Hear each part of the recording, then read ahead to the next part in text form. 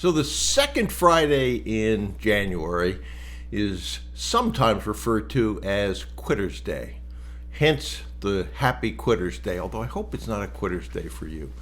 So what happens typically is people make New Year's resolutions, as frequently you can see in a gym, and they decide they want to lose weight, they want to get fit, they want to do all kinds of things in the new year that they didn't do in the previous year. And about the second Friday of January, you notice a big change. If you go to a gym in the beginning, on January 1st or 2nd, it's packed. Next week, less. Quitter's Day, less. And then eventually, hardly anybody is usually coming to those. And it's just a case of, well, you were excited, but you decided that, no, I'm not going to do that, or it's not going to work for me, or whatever the reason is. So I didn't want to be a quitter today, so I ended up putting together some notes on Quitter's Day, which I'm going to refer to, and hopefully this will help. So again, it's the second Friday of January is typically what it's referred to as Quitter's Day. So why do people quit? They quit for, and I've got 5 reasons that I put down here. Unrealistic goals. They set goals that are way too ambitious or too vague, another problem. 2, a lack of a clear plan. Without actionable steps, resolutions can feel overwhelming. And all you're going to notice as I do that all of these things we talk about in either the groups that I've put together or the current mentoring. Lack of support, going it alone without accountability is super important, can make sticking to goals harder, okay? 4, lack of motivation. The excitement of New Year fades and people revert to their old habits.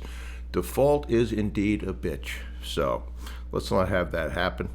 And number 5, failure to track the progress. You have to, if you want to be successful, know what to do it, and then track your results.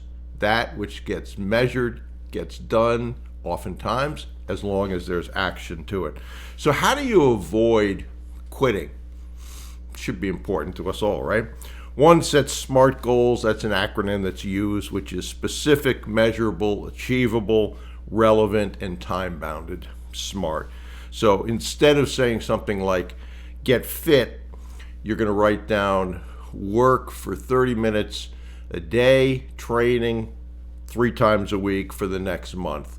And you could even be more specific about what that training is. Create a plan. Break your goal into small, actionable steps. Example, if you want to start acquiring businesses, dedicate the first week to identifying industries, the second to building a list of potential acquisitions, and so on. So I'm trying to tie it back into what we do here, business acquisition. 3, track progress. Regularly review what you've accomplished and adjust as needed. And then use the tools like the Ivy Lee method that we've talked about, journals, spreadsheets, apps, a weekly report. If I'm mentoring you, oftentimes in group coaching, we have a weekly report that talks about what you've done, what you're going to do, what your obstacles have been, et cetera, but track your progress. 4, celebrate the small wins and recognize progress, even if it's small, can keep the motivation high. So a lot of times we talk about setting goals and affirmations. Those can be tremendously ambitious goals, which is good, but put in some smaller, especially in your affirmations, some smaller goals along the way. And then as you achieve those smaller goals, you'll begin to teach your brain, oh, this process works, okay? Accountability, share your goals with someone, maybe that's me, who can hold, if I'm mentoring you, okay, they can hold you accountable. Join a mastermind group, hire a mentor, have weekly check-ins with a friend, group coaching, which I've just revamped and launched. If you want to see what that is, go over to brucewhipple.com, look at the group coaching. There's 2 versions that I am doing now. Anticipate challenges. So this is a hard process. You will have setbacks. Make sure that you understand that. Make sure there are opportunities for learning, changing, and continuous improvement. Big fan of continuous improvement.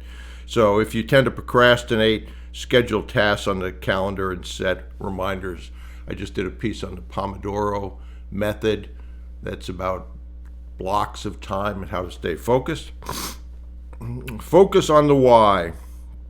Something that's really important. Why are you doing this? Why is it important to you? Why is it important to your family, charities, whatever the reason is that you have specific to you? Keep that front and center. Keep that in your goals. Keep that in your affirmations to make sure that you, when you do have setbacks, say, I really don't care how hard it is. It's important enough to me because of these reasons. Okay? Avoid perfectionism. I've got a Facebook group, Progress Not Perfection. If you're moving forward, indeed you're moving forward. Can you move faster? Yes. But celebrate the successes along the way as well. Understand where you started and where you are, and hopefully that's progress for you. But don't give up with the small setbacks. And then adapt as needed. If things aren't working, figure out why they're not working. Figure out what needs to be changed. I'm a big fan, and I've mentioned this book before, of The Goal, which is written by a person by the name of Goldratt, about identifying bottlenecks, solving them, and solving the next one. So be sure that you have a process by which you say, okay, I'm going to keep pushing forward. I'm going to fix the plans that aren't working, change, try new things. If you're a marketing guy, they test A against B and decide which is better, and then the one that's better they test again against something else, and it's a continuous improvement process.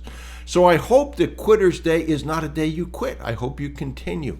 As I said, there's plenty of courses if you're looking at instruction on how to do this on my website. There's a brand new group coaching. Take a look at that. I'm excited about some of the changes that I've made that I think will help improve things. Time will tell. But all of those things will help you with knowing what to do, accountability, etc., which is super important. So I hope that Happy Quitter's Day is not your happy day and you continue to go forward.